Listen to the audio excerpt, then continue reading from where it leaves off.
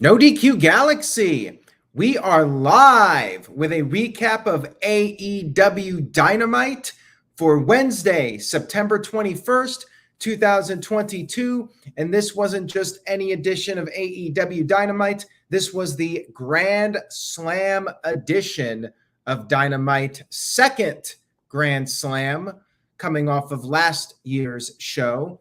Shout out to everybody. I do want to give special shout outs to the early birds, Oofman Entertainment, Darren G, Randy Engel, John Millard, Astro Creep TV, Ken Terminates DQ, Joey Perez, Dave Scheffler. Thank you all for tuning in early. I very much appreciate it. A lot to discuss. Tony Khan was hyping up this Dynamite to be one of the biggest of all time. Did it deliver? Let's go ahead and break it down. I do want to acknowledge Hamp Connell, who sent in a very generous $9.99 super chat. Thank you for that.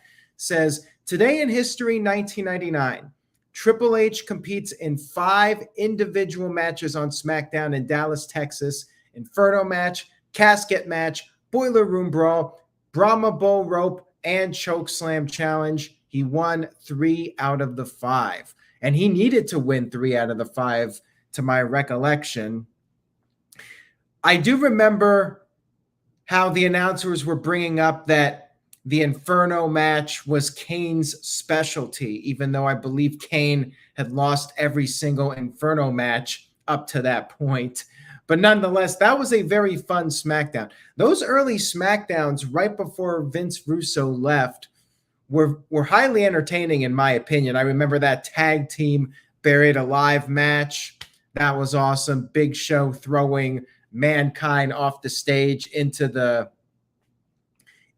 grave. Awesome stuff. And Shawn Michaels being the special guest referee on the very first one. So thank you for that, Hamp. I do appreciate it. But now let's get into the Dynamite recap. That's why we're here.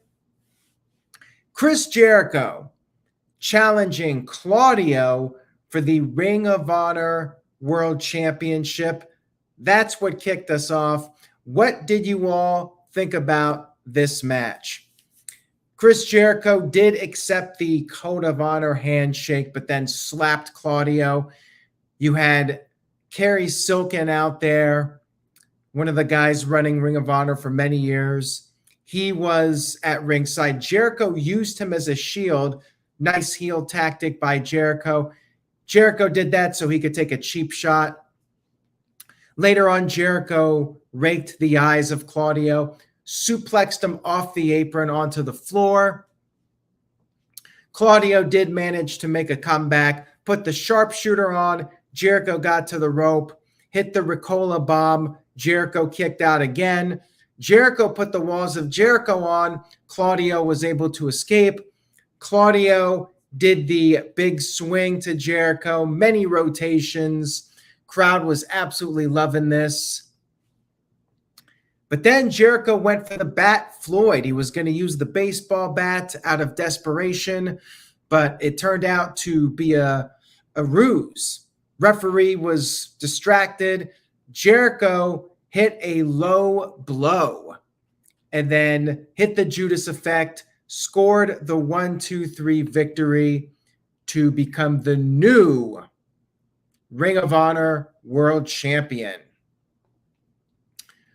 By the way, Girls Not Blue said he did 16 rotations. I believe it.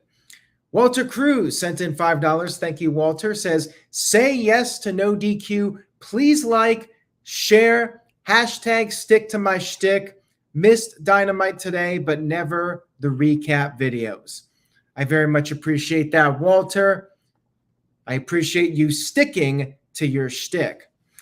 Match was good here. As far as the title change goes, I had no problem with it. I know some people are unhappy saying, oh, Claudio's getting buried. I mean, honestly, this makes me more interested in the Ring of Honor title. I'm going to be completely honest with you guys. I had little to no interest in that title, even with Claudio as the champion. Now that Jericho's the champion, I might be intrigued enough to watch a Ring of Honor show with Jericho defending the title. I think it's a positive.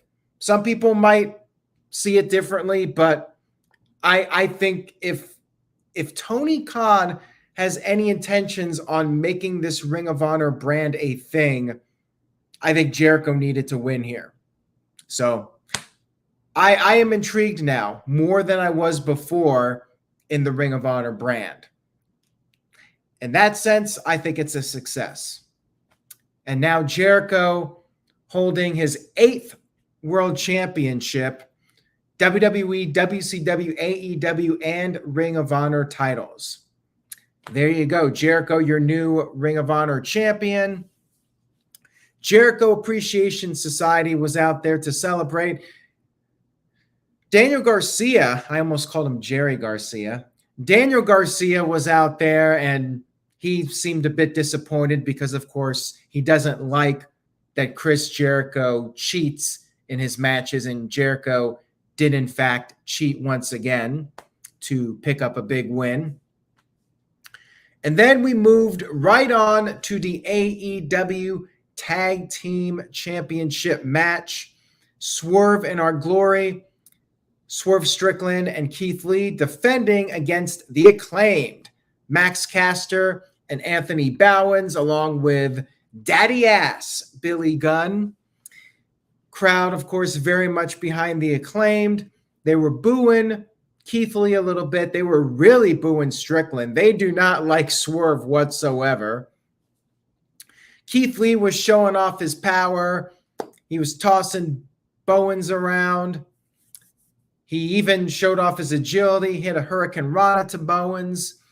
But then Lee missed a moonsault off the second rope. Swerve then grabbed the boombox and was trying to hit Caster with it, but accidentally hit Lee. Caster then went for the mic drop, and I'm not sure what happened here, if this was part of the match or if there was a botch, but he fell off the top rope, started selling his knee.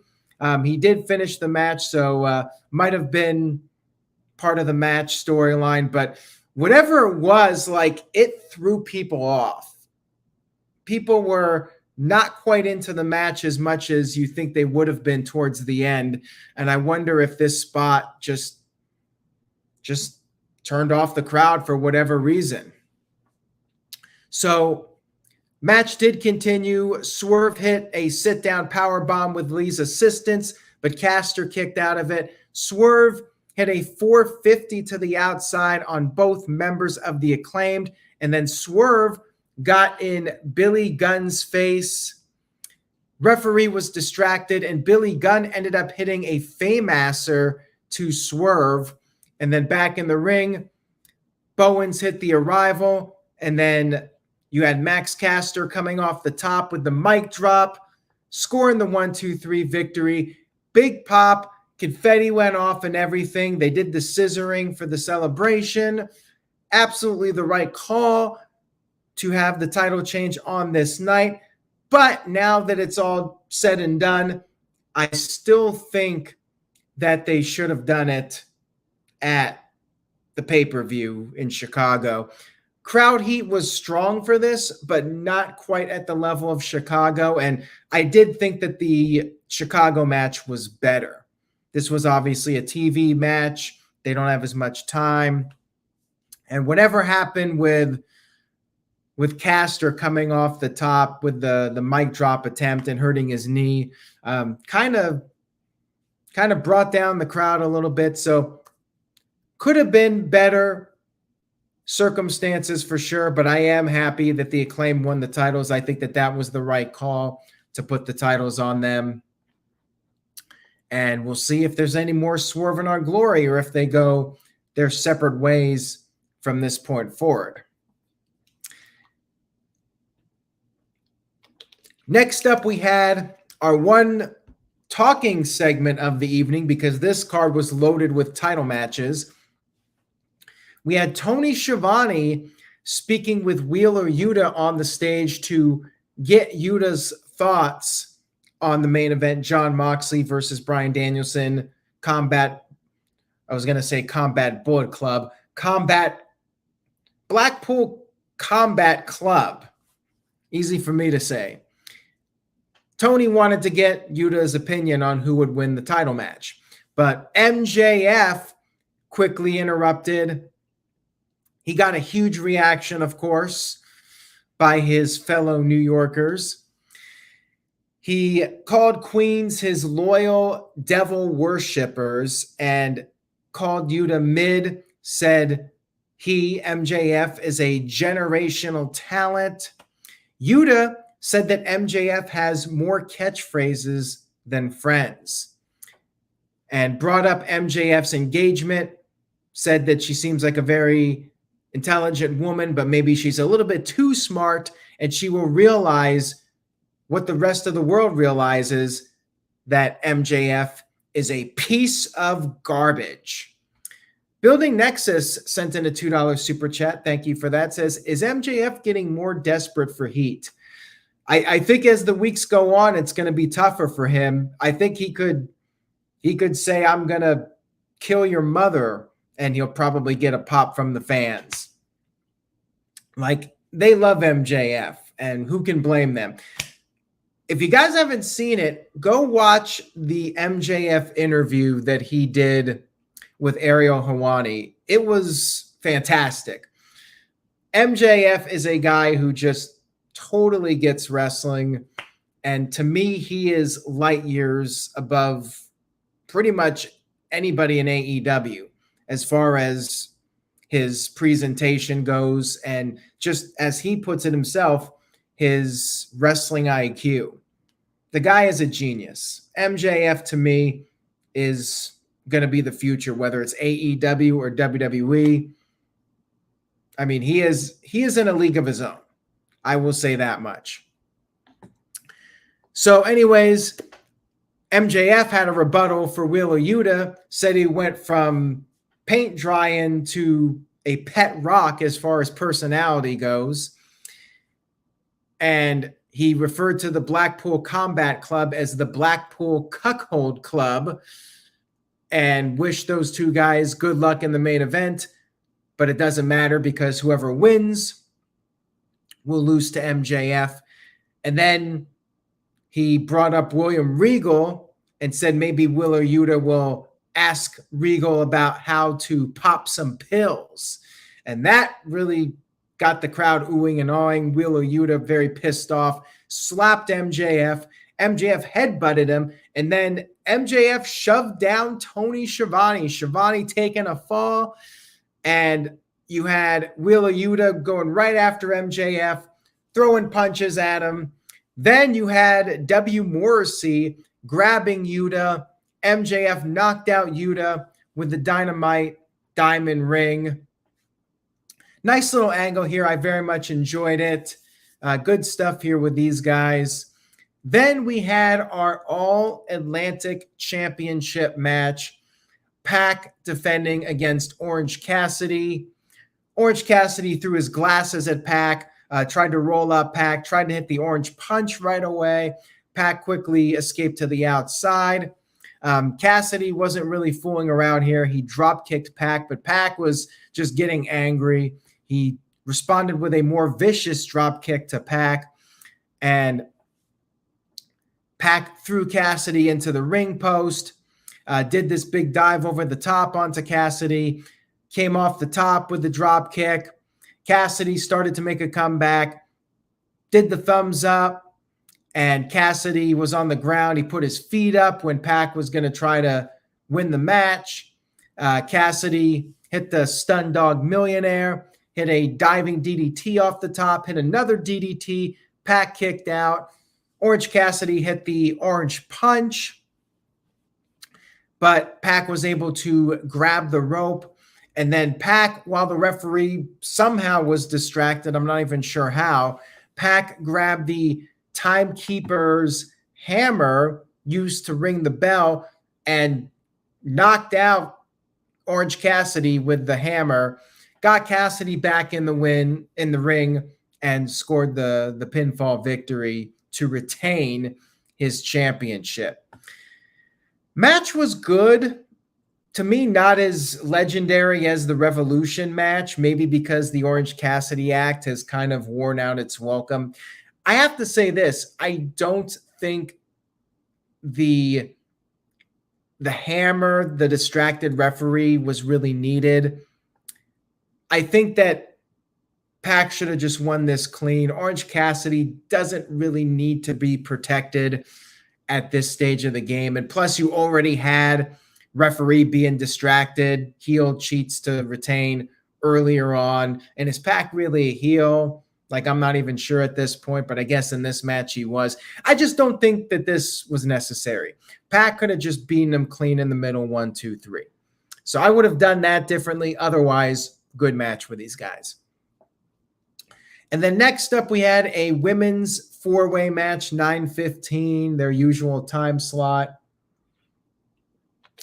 Britt Baker versus Serena Deeb versus Athena versus the champion, Toni Storm. I honestly thought that Deeb looked the best of the four of them. Deeb tried to pin both Toni Storm and Athena at the very same time. She also applied 2 different submissions to 2 people at the same time. And of course, we had our mandatory Tower of Doom spot in these matches where all 4 of them are doing something in the corner. You know, your double suplex power bomb combination, always guaranteed to get a big pop. Storm and Deeb were applying single leg crabs at the same time, and then they started exchanging blows. Deeb put on the Serenity Lock to Toni Storm. Athena then came in and started looking impressive. She picked up both Britt Baker and Serena Deeb, slammed them down at the same time. Athena was on the verge of winning, but Deeb broke up the pin. Then Britt Baker went for a pin on Toni Storm, but Toni Storm reversed it into a crucifix pin of her own and scored the 1, 2, 3 victory. Toni Storm still your champion. No surprise here. Afterwards, Britt Baker, who was busted up from something, I'm not even sure what, but she was bleeding. Britt Baker continued the attack on Toni Storm after the match. Jamie Hayter ran down, got a big pop. Crowd is really into Jamie Hayter. And Jamie Hayter was teasing that she was going to attack Britt Baker, but then helped Britt beat down Toni Storm. They beat down Athena as well. Serena Deeb joined in on the beatdown, 3-on-2. And Britt Baker hit the curb stomp to Athena. And that's when all of a sudden we had this music hit. And it was Paige. Paige here in AEW. Paige making her entrance, no longer Paige, of course. Saraya is the name she's using now. And she came down, got a huge ovation from the fans. Some buzz about her over the past day or so. And she recently, I think it's StarCast, said that she wasn't going to be joining AEW anytime soon. But when anybody says that, doesn't really mean anything. They're going to kayfabe people and try to throw them off the trail. So Saraya is in AEW now. Building Nexus thinks that maybe she could be in the Bullet Club. We'll see what happens. And now the question is, what is she going to do? Is she going to be a manager, or is she actually going to wrestle again? She did say in another interview very recently that she was only going to wrestle if it was a big deal, if it was the right circumstances. We'll see. I mean, one would think that she'll be back in the ring at some point. Edge came back. A lot of people, Bryan Danielson, came back after they had career-ending injuries. I certainly think it's a possibility, and it'll be a time will tell scenario with her if she gets back in the ring at some point. But yeah, huge pop for her. Crowd was absolutely shocked and very pleasantly surprised to see her appear on Dynamite. And Dylan sent in a $2 super chat. Thank you for that, Dylan. Says, Saraya getting signed is a big get for AEW. Absolutely, considering that she was considered to be one of the pioneers of the women's revolution in WWE. Her and AJ Lee, you could argue the Bella Twins as well, helped change the face of women's wrestling in WWE. She was definitely one of those that made a big impact. 2013, 2014. First in NXT and then on the main roster in 2014. She was like one of the anti-divas along with AJ Lee. All right, so now we move on to the main event of the evening for the vacant AEW World Championship. Jon Moxley versus his fellow Blackpool Combat Club member, Bryan Danielson. Blackpool Cuckold Club, as MJF put it. Speaking of MJF, he was there up in the luxury box area of Arthur Ashe Stadium. He was holding his casino chip.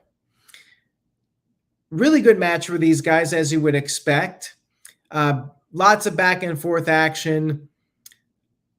Bryan Danielson built up some early momentum. Moxley was flipping him off, and Bryan hit a diving knee strike on the outside.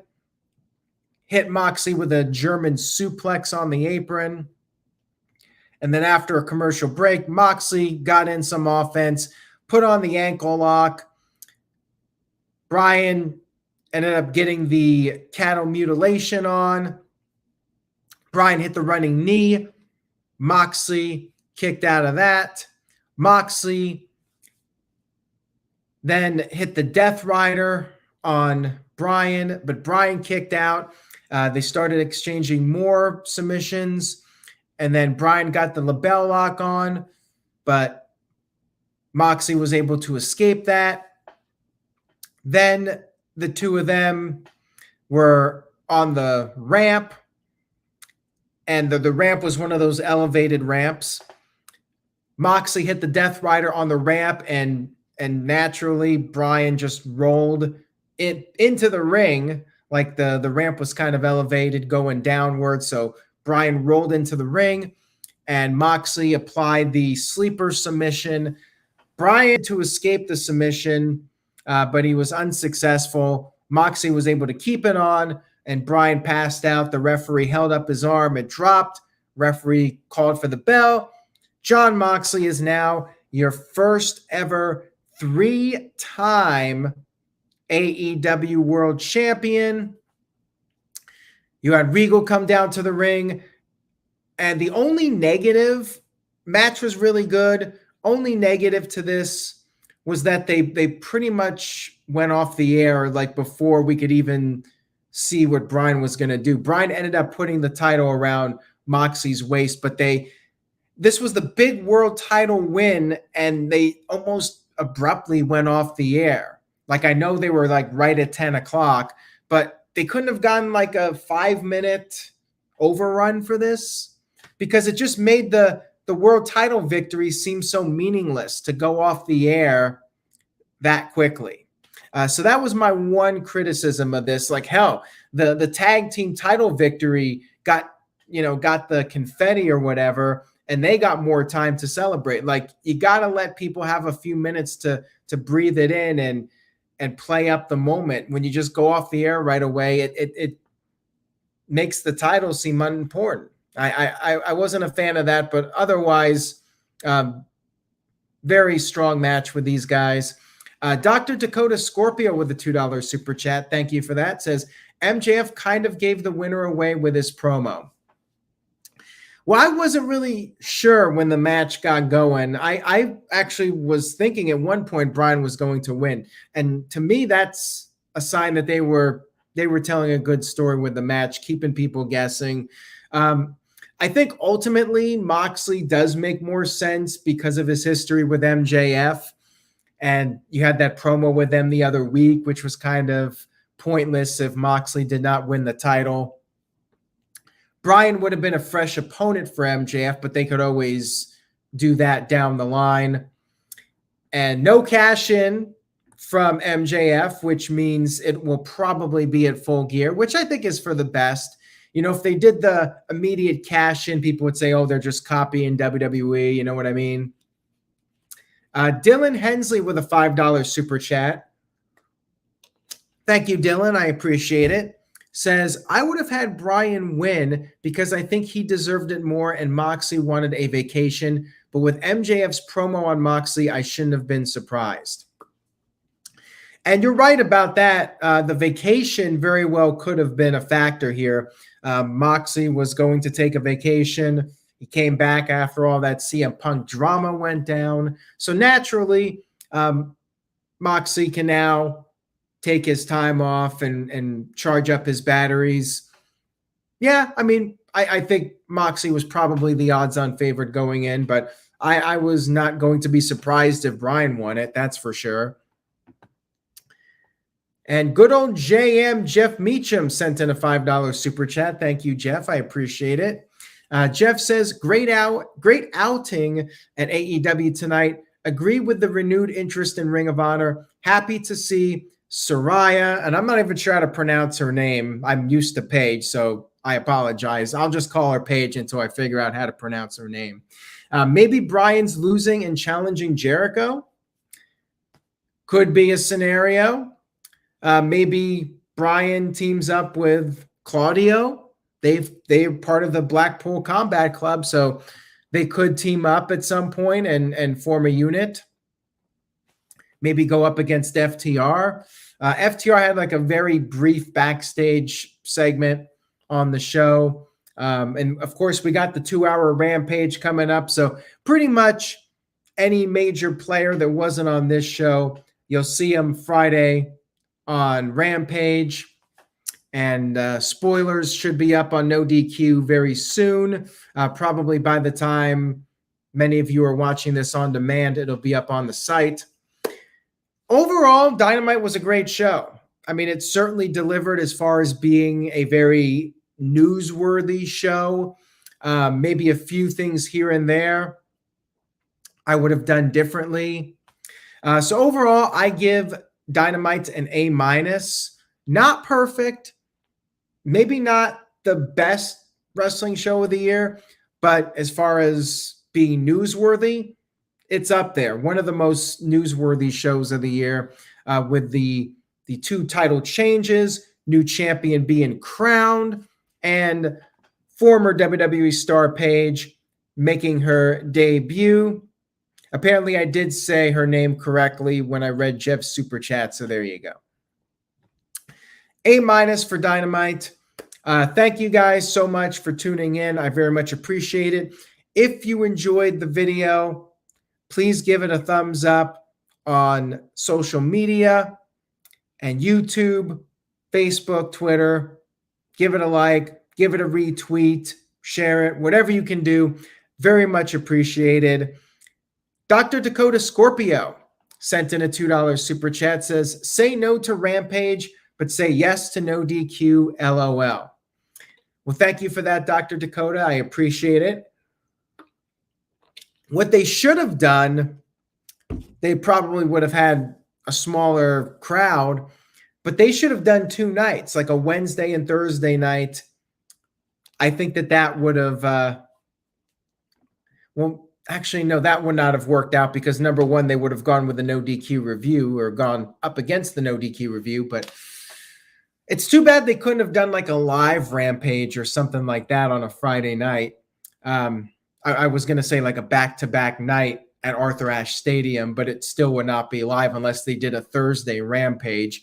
But I feel like a live Rampage would have been better than doing a 2-hour taped Rampage. And, you know, after 2 hours of SmackDown plus a 2-hour taped Rampage, when you can already get the results, it's a tough sell. But they got some big matches scheduled for that. Check it out on Friday night or read the spoilers at No DQ as soon as they're up.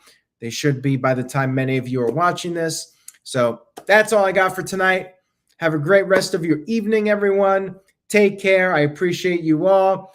And remember to say yes to NoDQ.com. And I will see you all next time.